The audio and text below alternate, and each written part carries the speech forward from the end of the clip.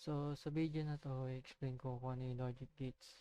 Sabi dito, digital system are said to be constructed by using logic gates.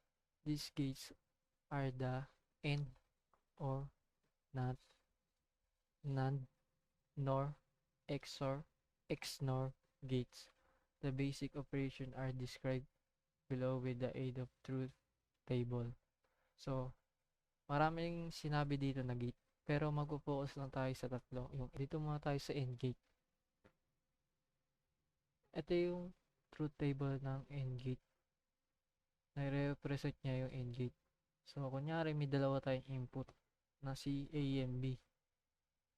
Tapos, kunyari, ang si A ay naglagay ng 0, tapos si B ay 0, then ang output niya ay 0.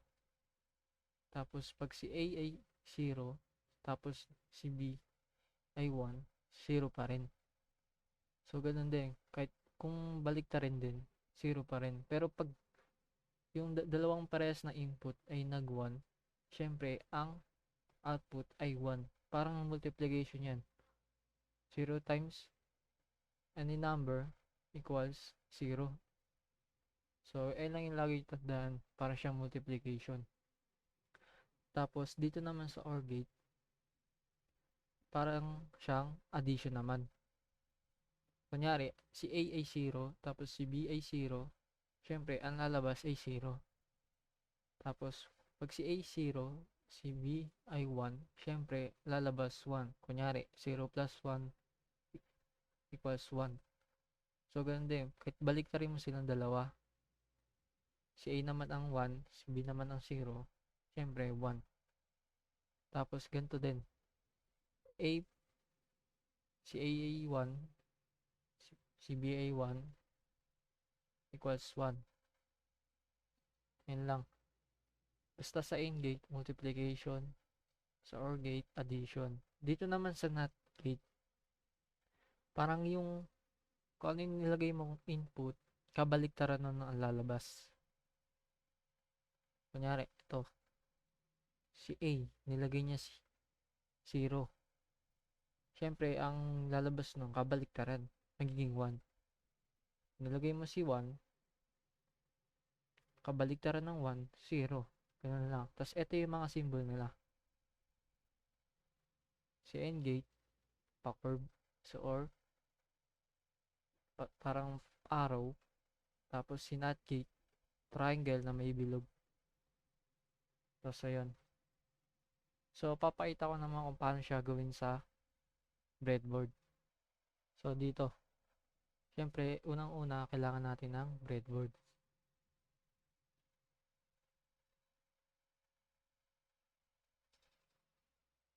Yan. Tapos, yung mga gates na yun, pinakita ko kanina, makikita mo siya sa loob ng IC or integrated circuit. So, ang una natin gagawin ay AND gate. Hanapin natin dito si AND gate. So, search ko lang si AND gate. Yan.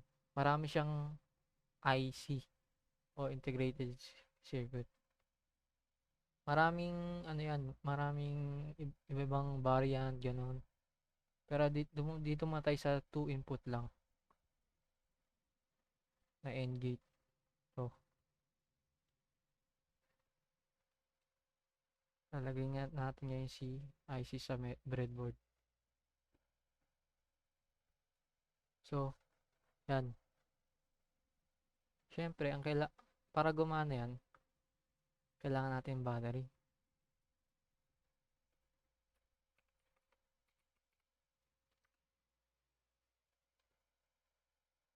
Yan.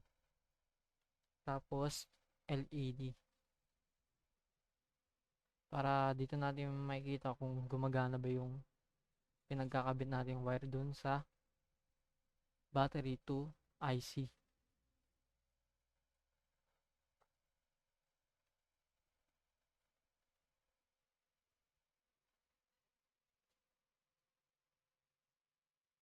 Yan. So, ngayon, kakabit na natin, kailangan natin ng wire.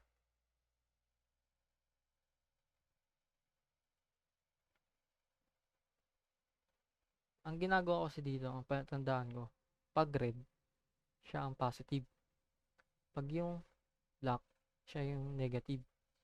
So, etong etong nasa gilid, laging tatandaan, ang mauuna dyan ay etong nasa baba ay positive.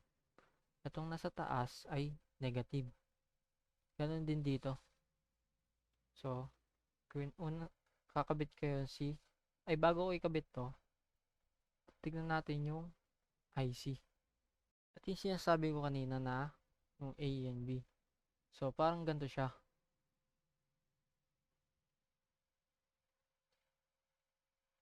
Yan. Pero, unang titignan natin dyan, etong parang curve na to. Para palatandaan niya kung nasan yung 1, pinakasimula. Doon tayo magtitingin. So, kung nandito yung curve na yun, ibig sabihin, yung 1 tsaka 2, nandito sa baba. Yan, sa baba yan. So, yun. End gate to. Kaya, ganito ang itsura niyan. Yung 1 tsaka 2 ay yung dalawang input. Tapos si 3 ang output. The same din dito sa next.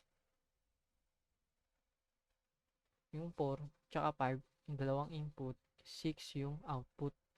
So, 1, 2, 3, 4, 5, 6. So, itong 7 naman, ibig sabihin niyang G and D ay ground. Doon natin ilalagay yung negative na wire. Doon natin i-connect. Tapos dito naman sa BCC, dito natin i-connect yung positive. Pagkatapos nyan, next number, dalawang input, isang output. Then ganun din. So ngayon, kakabit na natin siya.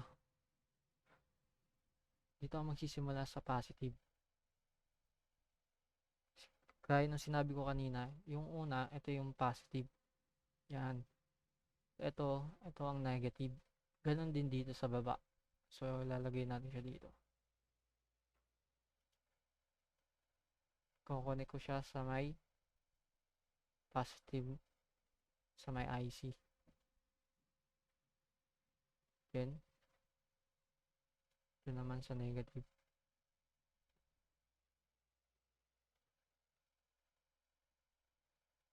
Ito, sa taas na siya.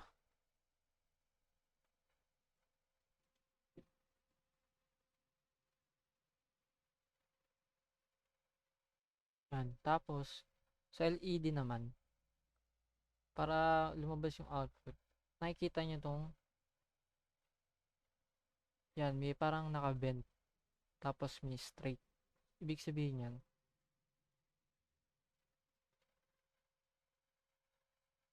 yung sa bent na yun, naka-bent na yun, doon ko ilalagay yung wire ng output. Kasi itong naka-straight, kukunin ko siya sa may negative dito.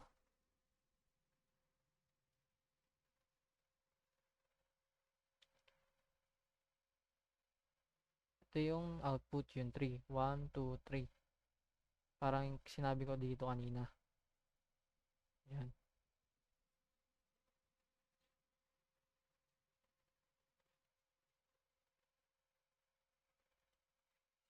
Tapos, yung straight naman.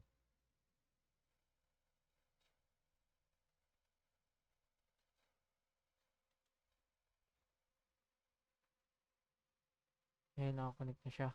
Ngayon, gawin na natin yung sinasabi dito kanina sa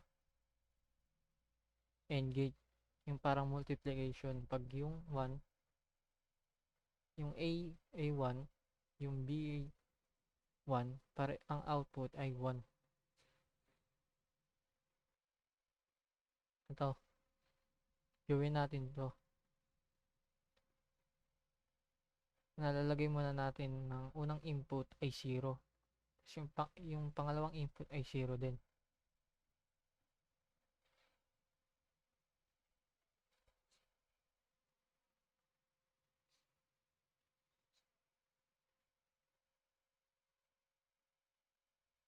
unang input ay 0, which means ay negative.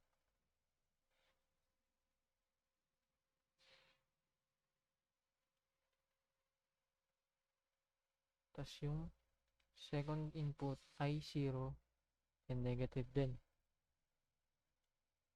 So, ngayon, tignan natin kung gaano siya. Wala. Kasi, pare silang 0. Ngayon, yung A 0, tapos B ay 1. Try natin.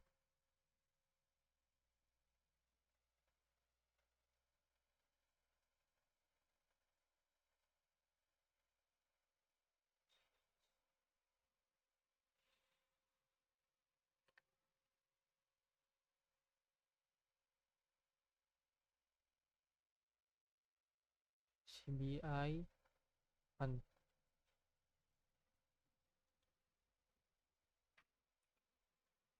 Tingnan natin kung gagana. So, hindi pa rin. Ngayon, si A naman ang magiging 1, tapos si B ang magiging 0.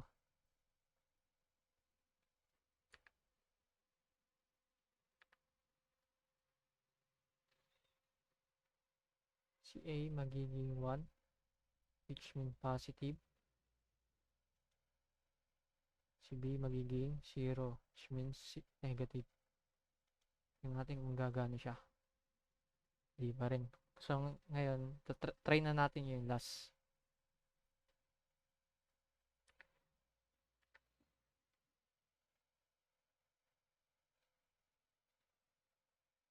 Si A ay 1, which means positive. Si B ay 1, positive ulit. Ngayon, tignan natin kung gano'n siya. Yan. Gumana siya. So, ayun yung AND gate. So, AND gate. So, ang next naman ay OR gate. Yung sinasabi na addition. Gagawin natin, off natin to. Baguhin lang natin yung IC. So, delete ko na yan. Switch ko lang dito ay OR gate. Gagawin natin 2 input lang na OR gates.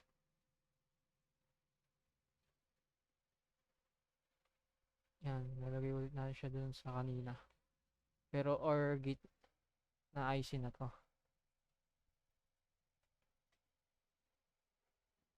So, gayahin ulit natin yung kanina. Si A is 0, si B ay 0.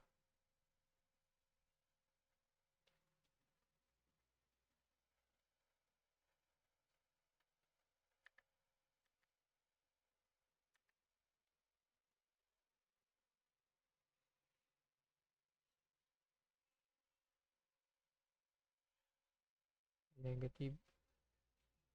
Kasi 0. Si B ay negative kasi 0. On natin. Wala. Ngayon, next is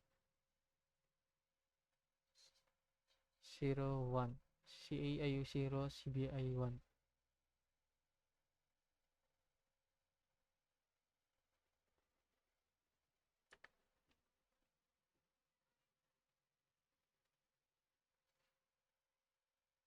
Which means positive.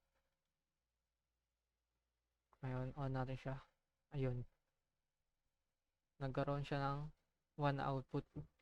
Which means umilaw siya. Tapos, next naman ay si A magiging 1, si B ay magiging 0.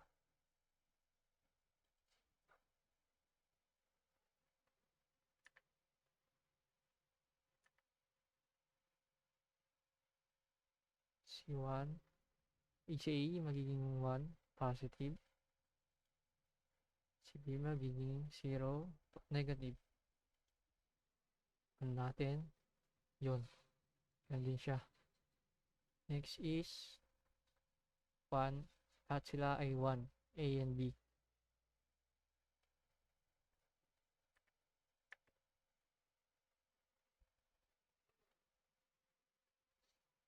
B, A1, positive, or on, yan, gumana siya.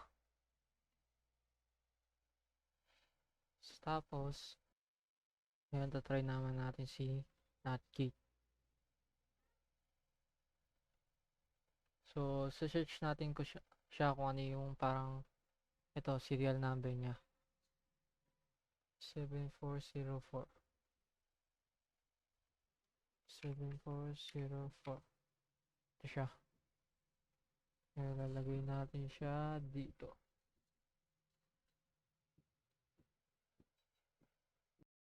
So, kung makikita nyo dito, ito yung NOT gate.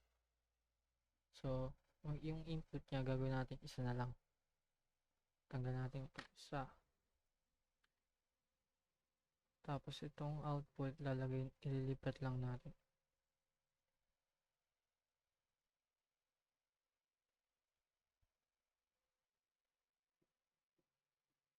Yan.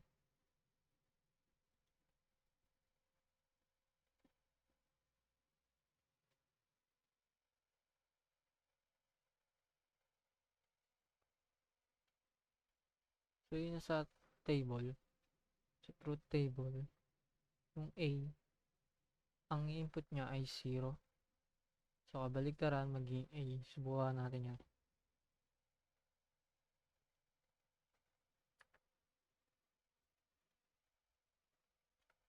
Itong A ay 0. It's negative. And tingnan natin kung gana. Yan. Itong white ay yellow wire, siya yung kumukonekta sa output sa vent na LED. Yan. So, yung ginawa natin, wire yung sa input na A, which yun, itong 1, ilagay natin ay 0. So, kabaliktaran ng 0 ay 1. Kaya siya nag-umilaw. Ngayon, tignan naman natin yung kung 1 yung in-input na number.